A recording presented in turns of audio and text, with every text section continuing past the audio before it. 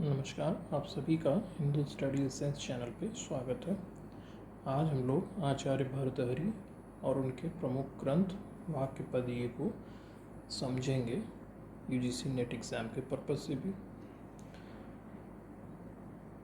और भारतीय ज्ञान परंपरा में भर्तृहरि या इनके ग्रंथों का क्या योगदान है उसके विषय में हम लोग समझेंगे। आइए शुरू करते हैं। तो सबसे पहले भर्तृहरि कौन थे? ये महान दार्शनिक, कवि या व्याकरण के प्रसिद्ध आचार्य थे। इनका जन्म माना जाता है कि उज्जैन में हुआ था। इन्होंने अपने राजसी जीवन को त्याग कर एक योगी की भांति अपना जीवन यापन किया। इन्होंने ही भाषा को ब्रह्म की खोज का साधन माना। भर्तृहरि का जो समय है वह 5वीं शताब्दी ईस्वी माना जाता है। पतंजलि के बाद बौद्ध आचार्य दिन्नाग के समकालीन इन्हें प्राप्त साक्ष्यों के आधार पर रखा गया। चीनी यात्री ये जिंग ने भी इनका उल्लेख किया है। इनके काव्य ग्रंथ और व्याकरण ग्रंथ प्रमुख हैं। जो काव्य ग्रंथ हैं वो शतक त्रय के नाम से संकलित हैं। ये 3 ग्रंथ हैं जो भारतीय जनमानस को प्रभावित करते हैं और इनमें प्रत्येक में लगभग 100 श्लोक हैं। जैसे पहला है इसमें नीति शतक या नैतिकता और राजनीति से संबंधित है। इसमें दूसरा है श्रृंगार शतक या विशुद्ध रूप से श्रृंगार और प्रेम पर आधारित है। तीसरा है वैराग्य शतक या वैराग्य या संसार से उदासीनता पे केंद्रित है। इसके बाद व्याकरण और दर्शन के जो ग्रंथ हैं उसमें भर्तृहरि भाषा दर्शन के प्रमुख विद्वान थे। जो आजकल लिंग्विस्टिक्स है वो भाषा दर्शन भारतीय ज्ञान परंपरा में बहुत ही प्राचीन विषय रहा है। उन्होंने व्याकरण पर भी कार्य किया।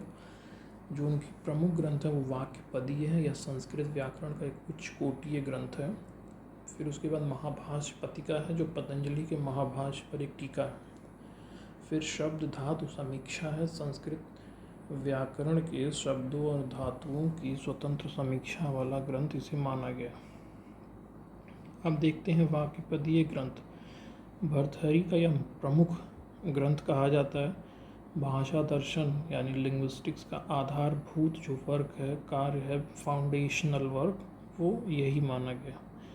इसकी रचना 5वीं शताब्दी। इसमें कुल 635 श्लोक हैं जो प्राचीन भारत का भाषा दर्शन के महत्व को समझाता है। वाक्यपदीय ग्रंथ की संरचना 3 कांडों में त्रिकांड के आधार पर हुए। प्रथम कांड में से ब्रह्म कांड या आगम कांड कहते हैं। द्वितीय कांड ये वाक्य कांड के नाम से प्रसिद्ध है और तृतीय कांड है पद कांड। वाक्यपदीय का जो सार है वह ये है कि भाषा और व्याकरण को दार्शनिक ऊंचाई दी। इन्होंने भाषा को समझने में कि भाषा क्या है उसको समझने में वाक्यपदीय ग्रंथ का महत्वपूर्ण योगदान है। शब्द क्या होता है तो शब्द को इन्होंने ब्रह्म की उपाधि दी है जो विश्व की उत्पत्ति का मूल है। व्याकरण वेदांग प्रमुख भाग है, उसके अंतर्गत इसकी समीक्षा या इसका अध्ययन इन्होंने किया। और भाषा से ही मुक्ति या अपवर्ग का मार्ग हमें मिलता है, इसके बारे में इन्होंने बताया।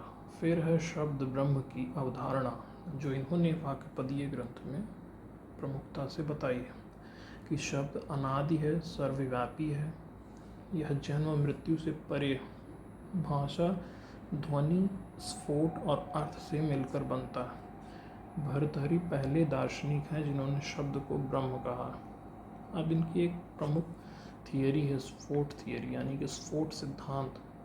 तो इसमें कहा गया है कि अर्थ जो है किसी शब्द का अर्थ वो स्फोट की तरह प्रकट होता है। वर्ण, पद और वाक्य 3 स्तर पे बनते हैं